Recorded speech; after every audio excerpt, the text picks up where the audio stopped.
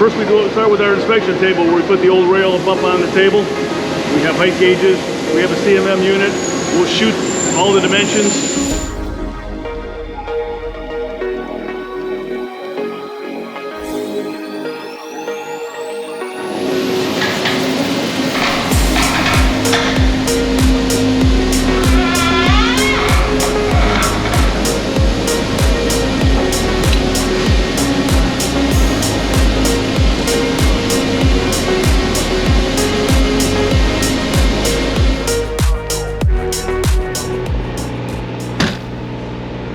It is the next morning. We made it up here to Youngstown, Ohio. Now last night I stopped off and got Orwell washed up and tried to get them a little bit more presentable. I never really showed you the load from, I guess, the outside perspective, but there you are. There's our load. There's a little baby little tractor with a little front end loader attachment to it. But the big thing about this video is we're getting ready to drop off this frame rail. So I discussed we're not going with I'm sure they make good frames, but the way they work with guys like me just really isn't working for me. And we do have other projects. We do have the 352 Peterbilt, needs all new frame rails. And then there's a truck that I'm eventually gonna build a one-off that I hope will break the internet, that's gonna have that V12, you know, the 12V71 Detroit in it. So that's at least 3 trucks that we need complete rails for. So I really wanna find a company that actually works well with guys like me that don't make me jump through hoops with some stupid appointment thing just to drop off a frame. We're going up to a place here in Ohio. It's about an hour ride. If you didn't see the video of me and Chris taking this frame rail out of the Ford, you probably ought to stop and go back to see it.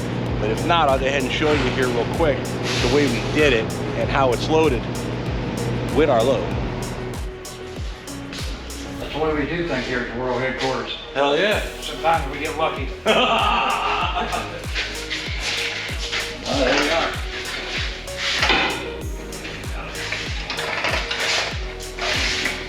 Here we go. There's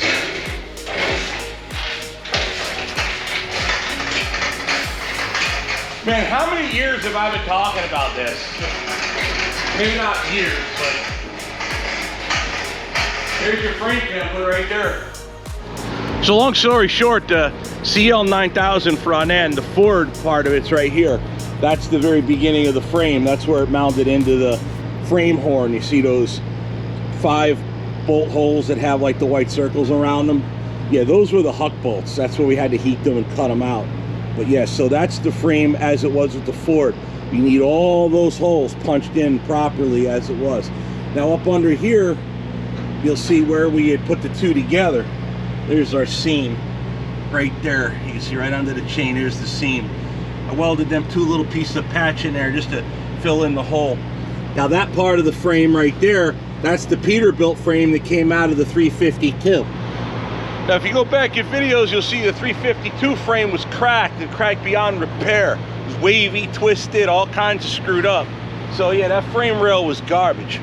But it made a good template for the rear cutoff that I had to come out of that truck that's gonna go behind the Ford. Why that cutoff? Because that Ford had Dayton wheels on it. I need the Dayton wheels to be retained on the Ford. Ford started life as a single axle tractor, a single drive axle tractor. It's got to end life as a twin drive axle because we can't make any money with a single drive. Just won't hold the weight. So there's our frame rail template. We're gonna go ahead and get that made all brand new. Whole process should be about 2 months. That's my time. I don't know how the videos will play out for you guys. But nonetheless, get them dropped off today, and then tomorrow get rid of that farm tractor, and then get another load and keep rolling, because that's what we do. All right, let's shut the green APU off. It's running the air conditioning oh so nice. And we'll go ahead and get Orwell fired up and get on down the line. Let's get rid of our frame rail.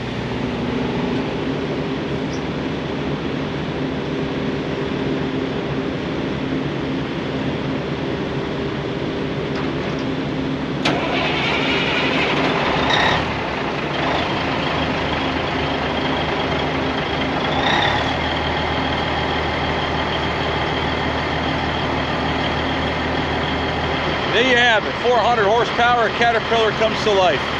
Green APU kept the air conditioner going really good for me all night long, all morning long, probably late morning, but nonetheless, there we are. You know, I'll tell you, the more I think about it, the more I'm just feeling a lot better about things now recently. Since Chris came on with the channel, started helping me out in the shop, we're getting a lot of work done in a much shorter period of time. It still feels like I can't get everything done that I need to, but I'm getting mostly everything done, and that's making me feel a lot better now. I'm hoping that the channel growth will impress people. I'm hoping you guys like the newer content. I mean, we're trying to keep the old school ways going with the truck and so forth. We are trying to maintain the same content we always did, but also adding the way we keep trucks going and adding new trucks to the fleet. That's the idea, right? So we're working on it. I'm doing what I can. It's just me and Chris. Still a small operation, but it makes me feel good seeing the amount of stuff that's been getting done recently, because you know what? It really needed to get done. Alrighty, kill the high idle, release the brakes. You guys should have already hit that like and subscribe, did you?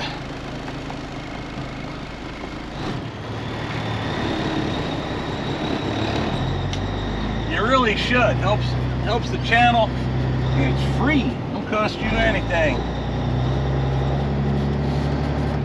Just a moment of time.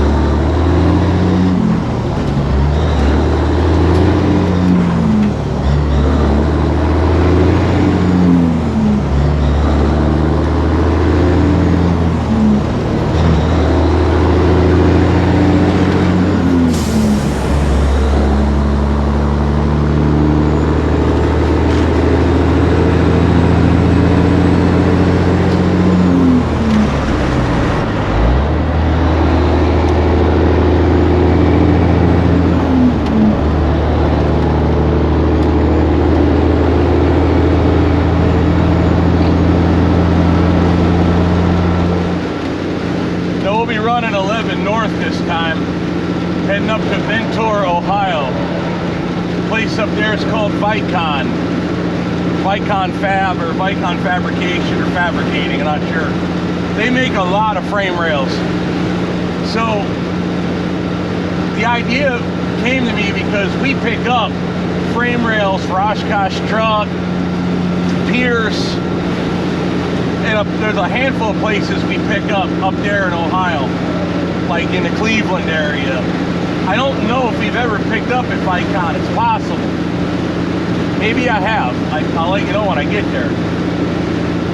Anyway, I talked to the salesman over there, and they do a lot of this custom work for re-rail and older trucks.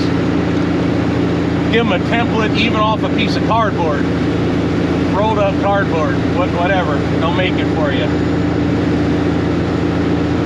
I've heard of places that will make frames from a CAD program, but the thing is, this is a Frankenframe, to borrow a phrase. It's like a Johnny Cash, one piece at a time, because it's going to be a mix of Ford and Peterbilt. So I didn't want to just try to put two CAD programs together.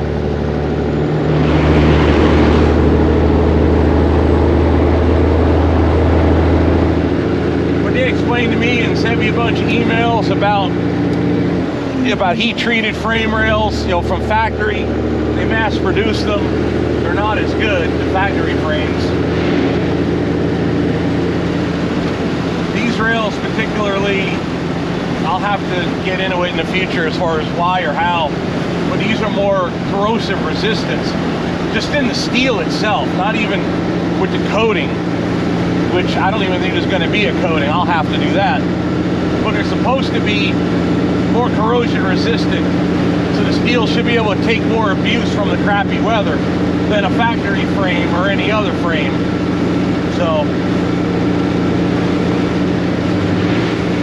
thing was, for me, I went all the way out to New England with a load with this frame rail, and then was told I had to sit on it for 2-3 weeks to drop it off, or pay a large amount for shipping it, and play with this appointment game. And I'm like, just take the rail, make it when you can, I'll pick it up when it's done. It's just not a big process. But like I said, they made it out to be a process. And I have the rail now. I didn't, what am I going to do with it, right? So rather than bring it home, I'm like, okay, we're loading down by Baltimore, Edgewood. I was thinking Carney's Point, past New Jersey. Picked up this tractor in Edgewood, and then basically coming through northeastern Ohio, I'm like, all right, I'll stop here and drop off the rail and then unload either tonight late or tomorrow in the morning. Tractor, I'll be empty Thursday and be ready to pick up more freight. Not a bad deal. That's the basic plan.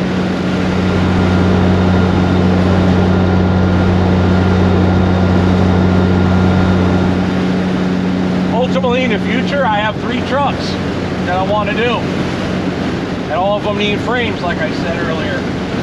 So if this one comes out great, we'll get repeated business.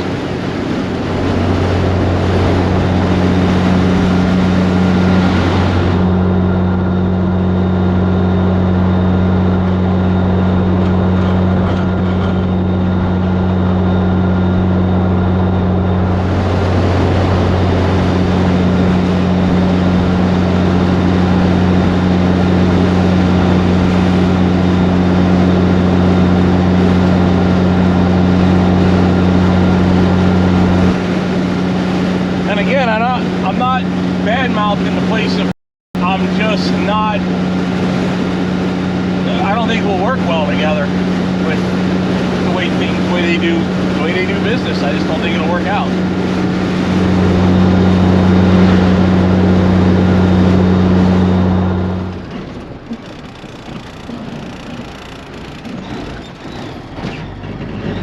They are Vicon.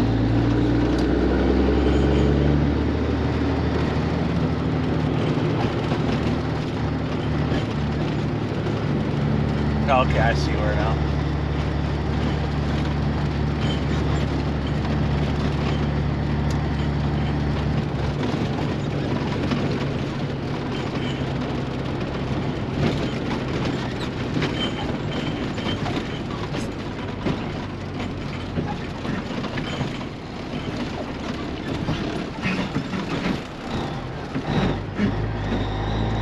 Appreciate GPS.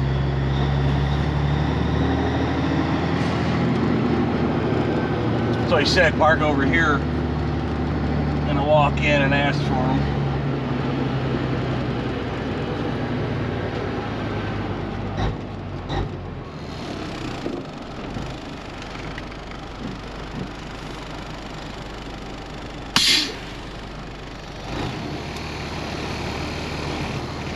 Excellent. All right, let's go inside. All right, Joe, tell me how this whole process starts here. First, we start with our inspection table where we put the old rail up on the table. We have height gauges. We have a CMM unit. We'll shoot all the dimensions. From there, we'll create a program. Once we create that program, we send it over to the drill tables, the punch line, and we'll put all the holes in. But it starts here.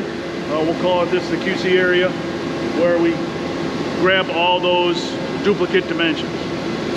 So in the case of my frame, this is where it is going to be a comedy show. Yeah. This mine is the most twisted, nastiest frame you ever saw. Right. So Hopefully good for a template. This is the best case scenario where we got a nice clean frame up there. We label all the holes.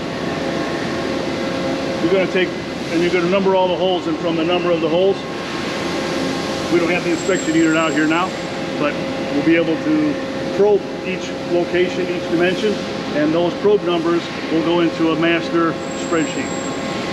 And then we'll do every single hole here, do a PPAP on them. That's what this rail's up here for, a PPAP. It's not a duplication. And that's where we get all our data. Because we'll haul a lot of fire trucks that are getting redone up to Wyowego, Wisconsin. So I know a lot of those guys, they go up there and they get re-railed too. We're going up to Pierce, going up to... Well, yeah, you were just telling me you're going to Appleton here. Yep. Well, this is the... I call this the holding area right now. So these frames have already been done. They're painted green, which means they're ready to paint. They've been drilled, formed, checked. Just waiting for the paint line to get them in line. Fire truck guys like galvanized. I was just going to ask that. These look a lot different from what I've got. That's galvanized. That's galvanized. And the fire truck people will paint over top of them. Okay. We have this is a graveyard of re-rails. Great. So this is where my crap will wind up. Yours will come right in front of this one. These three came in this morning. That one came in a couple weeks ago. Huh. Yeah, those look better than mine though. Ain't gonna lie. But we'll be able to take it and make them custom. Some guys will add a couple lengths, add a couple holes, make some cutouts, make modifications, and that's all done here. But these are, I think, a couple Peterbilts. Yeah, we'll weld the rear end on there, the fifth wheel, we call it. So this one here, it's already got a liner. Yeah, so he wants that liner now to go all the way out. Right. The last thing I'm concerned about is a lot of people ask me, "Where do I get a double frame this?" Well, up here in Wisconsin, we're dealing with all the snow, road salt, nasty grime. I'm trying to avoid having two pieces of metal put together, worry about that rust jacking, because you see that old piece of frame, you'll be surprised. Well, I'm sure you've seen it, I should say. But the amount of rust jacking on some of the brackets that are still bolted to that frame, it's like, that's criminal. It is. How bad it gets. If I flip that frame over, you wouldn't believe how bad the rust jack is. So that's what I'm saying. I'm trying to not put liners, because I know a guy that does custom trucks and he'll stretch them, put a liner in there. You get about 10 years. Then you're completely replacing the rail because the rust jack's so bad. The reason is these OEMs, that's steel from Mexico, and the steel from Mexico doesn't have a lot of chemistry in it. Right. It's high carbon, get it hot, dip it in water. Right. Well, the steel that we're using is made for this. It has the chemistry, it has the chrome, the nickel, and all that corrosion resistant elements that are needed to preserve the frame. A buddy of mine bought a brand new 389 Peterbilt glider. It came through, Peterbilt built it. Fitzgerald put the glider kit together. It was a great truck. First thing that started rotting was the damn frame. And I'm not talking many years, I'm talking 6 months. That frame started out. I was like, I couldn't believe it. And that's acceptable. Once it starts, you can't stop it.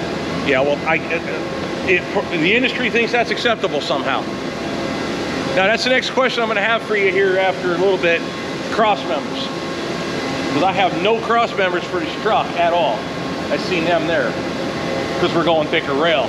So the one cross member that I did have won't work. So just custom make? Yep. We'll hold 5 different tools, 5 different diameters we can push out of here. We either do rights or lefts, or sometimes we'll just keep them separate depending on the complexity of the hole pattern. These shorter ones are usually just drop frames, so they're not for a truck. It's a longer fire truck that has a center frame that has a drop section in the back and a drop section in the front.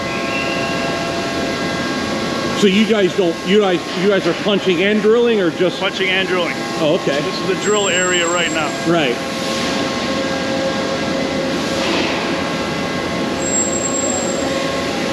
We're on lunchtime, keeping it quiet. Oh yeah, that works out better for the camera for sure. Appreciate you showing me all this stuff, because I was kind of always curious on it. We'll push out about 150 frames a day. And that looks fun to operate right there.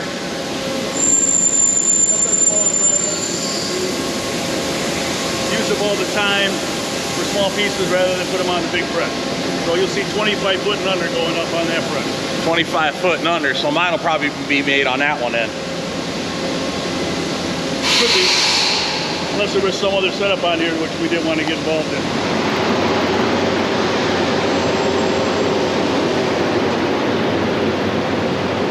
Now I noticed metal around here isn't curved anymore.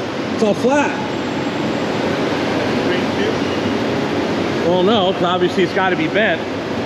So I guess this is where they start. 2 or 3 days ago, all this flat steel was in a coil. The 40,000 pound coil, high strength steel. We sent it over to Olympic Steel. Olympic Steel has a temper mill, which has a series of rolls that flattens out the coil into level sheets that we use. Okay. So they flatten it out. I guess that's what's getting unloaded right there. Right. So, level coil, any file that you see here was once a coil. We need a coil so that we can have the length. Plate product doesn't work well for our forming. Okay. This material is all designed and made for forming and welding. It's a SSAB product. It's a high strength steel. We call it strengths 110 XM. And you'll be able to see the forming here shortly. It's made for frame. Now you mentioned to me in one email you sent about the factory frames. They come through. They're all heat treated, so they always warnings on them. Can't weld on them. Basically can't do nothing with them. Right.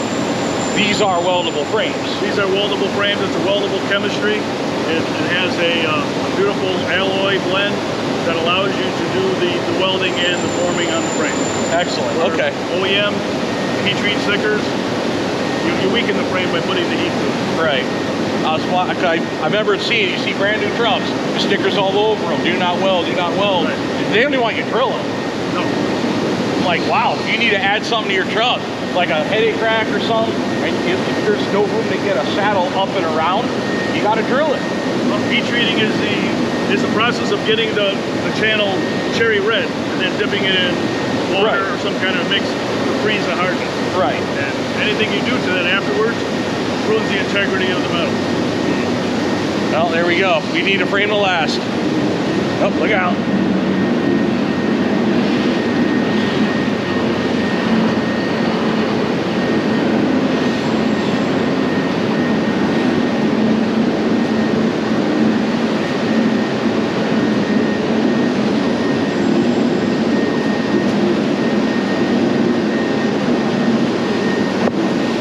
I need one of those.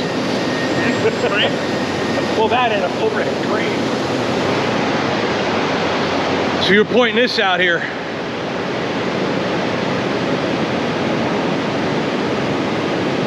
So basically our frame will start off looking something similar like this, correct? Correct. So here's the master plate that he's going to start with. He's going to set his torches, and he'll end up cutting 2 rectangles out of that width, and that's what the rectangles will end up looking like. So that's before, that's after. Before and after, right. Okay, that's easy enough.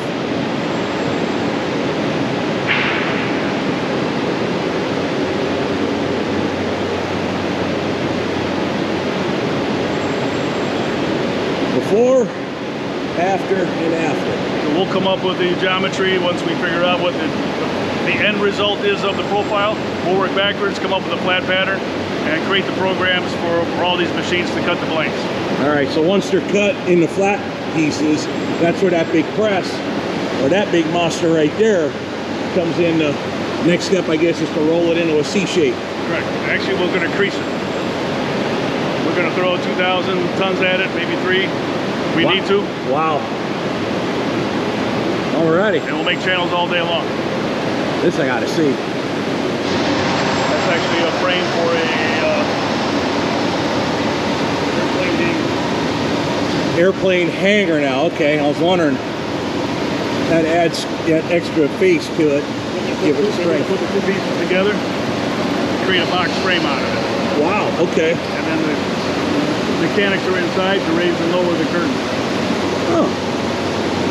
Not just truck frames, but aircraft hangers. We do conveyors, we do railroad parts, anything that's long and steel that needs a lot of tonnage to put the bends in. Wow. Wow, look at that mother. So here's this little pile of blanks that he's going to end up forming. So I notice this already has that notch already cut in it. Guess that's a specific piece for that particular customer then, right? So what happens is this flange will continue all along over here. We need to add the steel here so that we can get the bend. Oh, okay. And then it'll trim off that extra piece. Right. So the hit mark is going to come somewhere right here. Okay. It's a little too close to that cutout, so we add the steel back in. It'll go back over to the layout and it'll do the final trim. There's a hole in the center. Yeah, hoses, miscellaneous pass-throughs, we'll put that in place. Not as critical when we don't have a dimension, so to speak, to hold this location when we form it. So it's better to put it in first rather than cut it out later.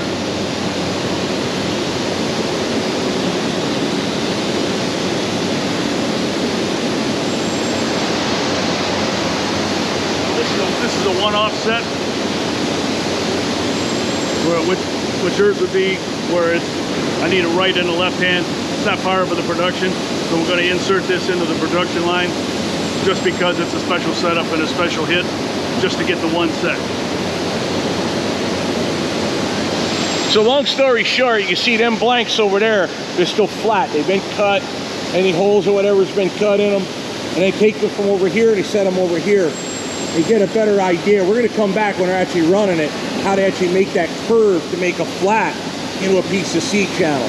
Most people don't realize a truck frame, it's not actually C-channel like you just go buy it at the supply shop. You buy the C-channel like what the structural stuff that you seen us make when we were making, we're working with putting a trailer together and so on. That's just actual C-channel. This is made as a truck frame. It's still shaped like a C, but the manufacturing process is completely different. And I guess this over here is finished product, or Waiting for holes. oh, that's right, we haven't put holes yet. So out of the bend, I guess from the bender, there we go. Now you're waiting on holes to punch. That's where we were earlier with the drilling. I guess. And you're going to see the punch here too. That's the punch. All right. He went home before lunch, so he's not punching anymore, but this is the punch. So this is the press it does the punching.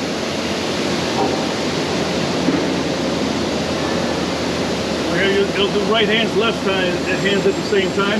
13 tools. Wow, look at that.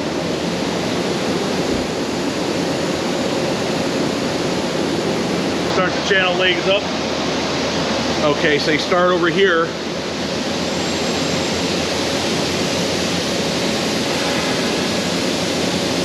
Start up here, legs up, like you say, and then they come rolling through left and right simultaneously. Correct. Feed them through. It's a little grabber, grabs the flange. All right, we're gonna have to, I guess this is all the waste knot. There you go. Hey, that crap costs money. I often say, you know, with all the work we've been doing, we're redoing my trailer, just because I got a guy that picks up all my scrap, we just give it to him because he's got medical issues. So the amount of crap we sweep off my floor, I'm often wondering, I wonder if I could use that. But yeah, that's $5 stuff right there. So that's our grabber arm right there. So that's what your little alligator arm right there. That'll grab that flange. And Okay, right there. yep, it pulls it through. And as it pulls, each tool is engaged depending on the program. It'll tell it, come over, it's a Y direction, so many inches, grab a certain tool, punch that hole, and then it moves on to the next one. Now that does the face, is it? That does the side, Doesn't do the flanges, just does the way. oh, so So the legs, as you call them, get done by drill only then, or by punch? Right, those the flanges will be put in separately by either a single steep punch, Okay. or we'll drill. Okay. There's obviously a lot more holes on the face than the flange. Correct. But there's still holes on the flange. On the drill line can do the flange and the web hole Okay. at the same time. But for the punch, back when this was made in the 60s and 70s, Right. one of the only ones left in the United States. That's that old? Yeah. Wow.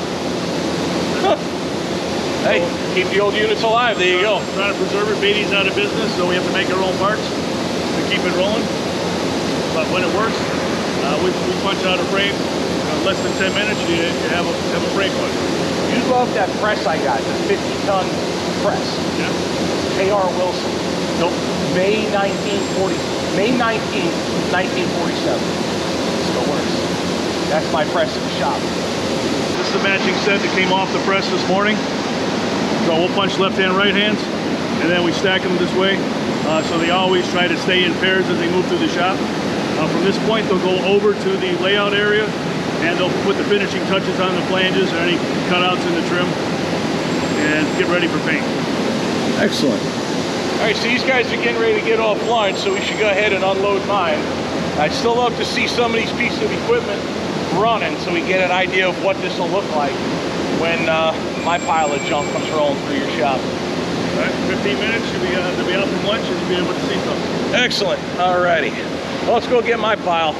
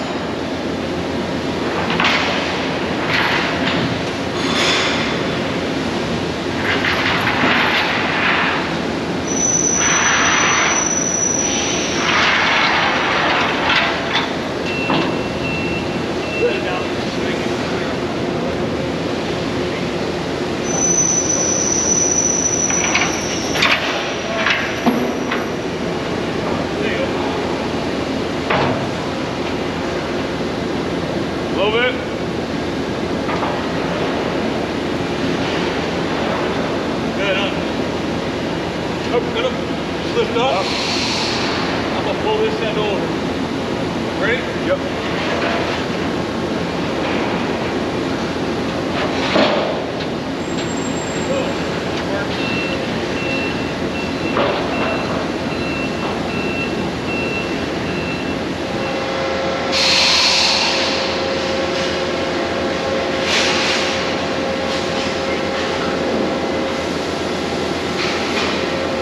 Up here it changes.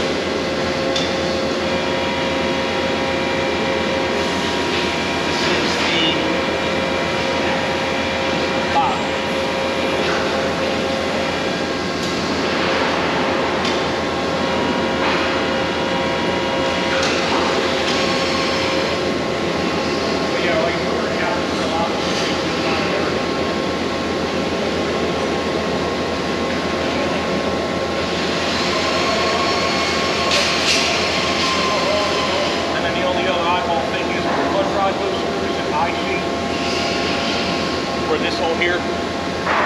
That's left side only, because there's no clutch rod on the right side. Okay. And then we're relocating the fuel tank mount from there to there, because the tanks are getting bigger too. Okay. So this is the driver's side. That stays on the driver, but not on the driver. It's got a V out of there. And then he's going to bend that down. Oh, okay. So he's going to take that area out of there. He's going to bend it down, and then he's going to weld it right here in the middle. We don't like to weld up on the top of the bench. Right. We're going to weld it right there in the web area. Oh, okay.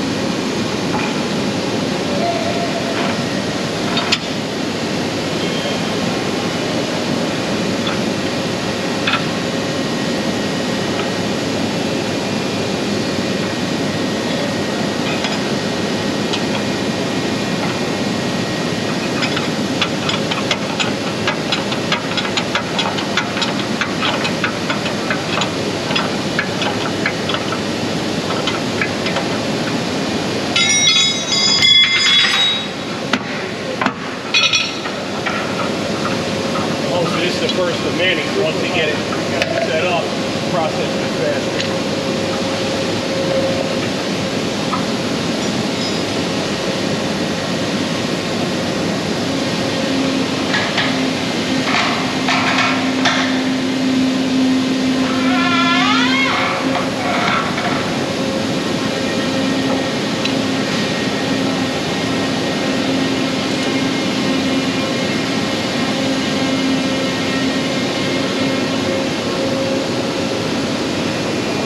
That's badass.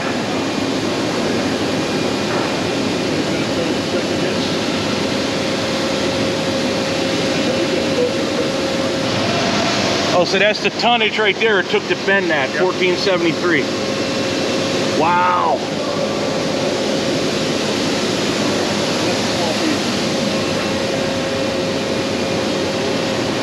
What is this, like 50 feet long? How long is the whole press? 50 feet. 50. Wow.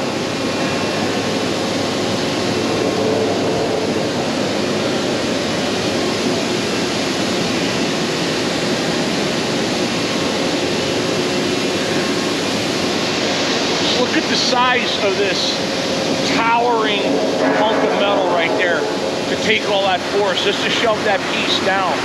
The size of that hydraulic cylinder right there. And there's 4 of them.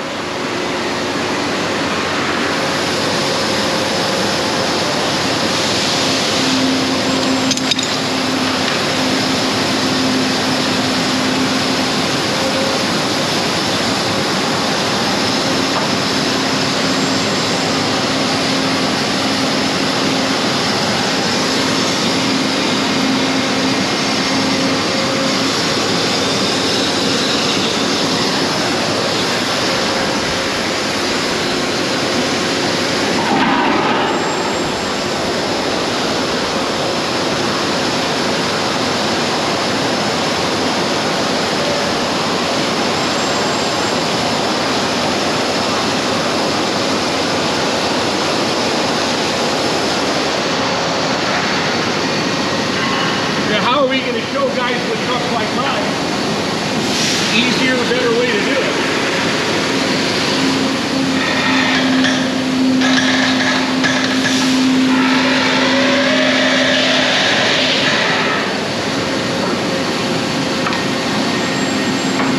Yeah, whatever.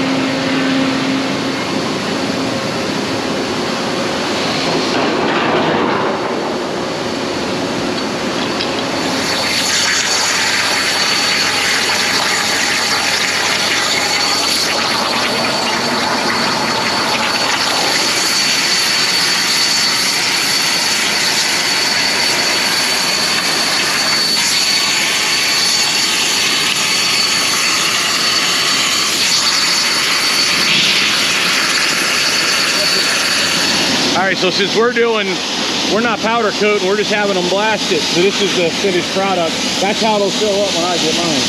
Right like that. Oh, okay. Holy crap, boys and girls. That's a heck of a show in there.